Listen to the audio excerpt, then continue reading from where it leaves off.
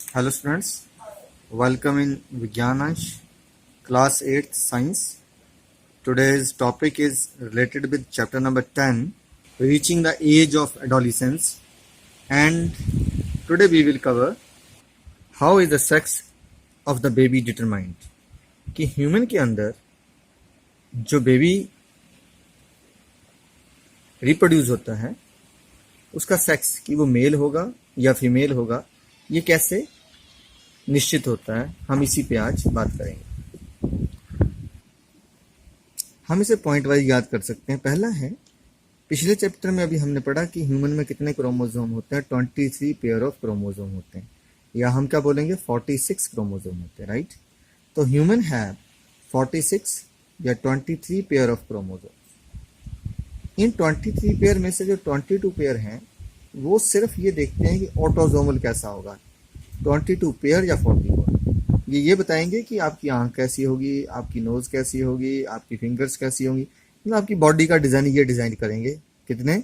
ये 44 क्रोमोसोम या 22 pair, right. लेकिन जो एक पेयर है या फिर जो 2 क्रोमोसोम है उन्हीं को क्या कहा जाता है? They are known as sex chromosomes. तो क्या लाइन बनी हमारे पास? ह्यूमन हैव 46 पेयर में लिखना तो पेयर में बात कीजिएगा। Human have 46 या 23 pair of chromosomes. Out of these 44, back to my 22 pair, chromosome are autosomal, while 2 या 1 pair is sex chromosome. अब ये जो 1 पेयर है, इस 1 पेयर में फर्दर देखते हैं तो ह्यूमन मेल है जो एक पेयर, उसमें एक एक्स क्रोमोसोम एक वाई क्रोमोसोम होता है।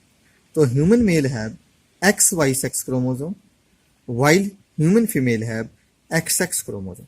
देखिए दोनों ही फीमेल में एक जैसे होते हैं, तो कई बार जिनमें एक जैसा होता है उसके लिए कई बुक्स ने टर्म लगाया होगा होमोजाइगोस। तो फीमेल क्या है? होमोजाइगोस। अगर मेल की बात करते हैं, मेल में दोनों ही अलग हैं, दैट्स वाई उसको हम क्या कहते हैं? It is known as heterozygous. Hetero का मतलब ये होता है अलग। तो यहां से ये 3 पॉइंट क्लियर होगा।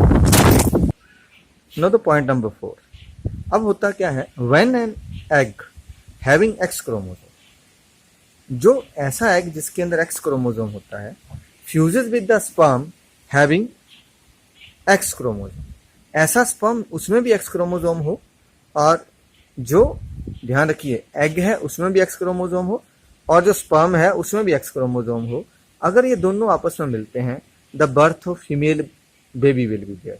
तो जन्म किसका होता है? फीमेल बेबी का। लेकिन अगर इससे उल्टा हो जाए, if the egg fuses with the sperm having Y chromosome, देखो हमने देखा फीमेल में तो है ही एक्स एक्स है, तो फीमेल में एग कैसे बनेंगे? एक्स वाले एग बनेंगे, दोनों ही एक्स वाले ही एग होंगे। But in case of male वहां एक्स वाई है, तो मेल के स्पर्म क्या हो सकते हैं? या तो एक्स या फिर वाई। तो if the egg fuses with the sperm having Y chromosome, तो ऐसा स्पर्म जिसमें वाई क्रोमोसोम होता है, then the boy baby will born. अब इसको ये तो लिखने हैं 5 पॉइंट, लेकिन उसके बाद आपने एक डायग्राम जरूर बनानी है। And what is that diagram? This is the diagram. कैसे बनाना आपने? देखिए मेल जरूरी नहीं कि आप मेल को चित्र बनाने बैठ जैसे बुक में बना हुआ है। आप एक इसके साथ क्या कर सकते हैं? तीर मार दें जीरो लगा के, तो उसका मतलब मेल होता है। और अगर आप जीरो ओ लगाने के बाद नीचे प्लस लिख सकते हैं तो इसका मतलब फीमेल है। तो मेल में क्रोमोसोम थे एक्स एंड वाई, फीमेल में थे एक्स एंड एक्स। जब गैमीट्स बने, गैमीट मतलब स्पर्म बने, तो मेल में तो स्पर्म बने तो 2 तरह के स्पर्म बनेंगे, one is X other is Y. But in case of female, ठीक है, क्या है? दोनों ही एग तैयार होंगे, गैमीट तो बने हैं, तो दोनों ही गैमीट फॉर्मेशन में X and X is there. तो गैमीट फॉर्मेशन हुई तो दोनों ही एग या ओवम एक्स एक्स से। अब देखिए ये वाला एक्स जो एग है या ओवम है, इस एक्स से भी जुड़ सकता है या इस वाई से जुड़ सकता है। If this x will combine with this x, x और एक्स आपस में जुड़े तो ग्रुप बन गया एक्स एक्स। सिमिलरली अगर इधर से मैं इस एक्स की बात करूंगा तो भी इस एक्स से जुड़ सकता है। अब ये एक्स इस वाई के साथ, देखिए इस एक्स की रे आ गई और ये यहां से इस वाई की आ गई, तो एक्स वाई बन गया ना। तो ये भी तो हो सकता है, या ये वाई इससे जुड़ जाए। तो जब भी ये फॉर्मेशन हो जाएगी तो हमारी बन गई फर्स्ट जनरेशन। तो जो जनरेशन पैदा हो रही है यहाँ से सेक्स डिटरमाइंड होगा कि एक्स एक्स है, अगर तो बेबी जो पैदा हो रहा है उसके अंदर एक्स है तो वो क्या होगी, गर्ल।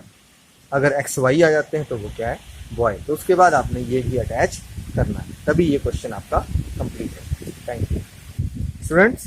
क्वेश्चन नंबर 8 का पार्ट नंबर सी सॉल्व हुआ। इतना पढ़ने के बाद sex determination in unborn baby, तो आपको इसी को कंप्लीट करना है। Thank you.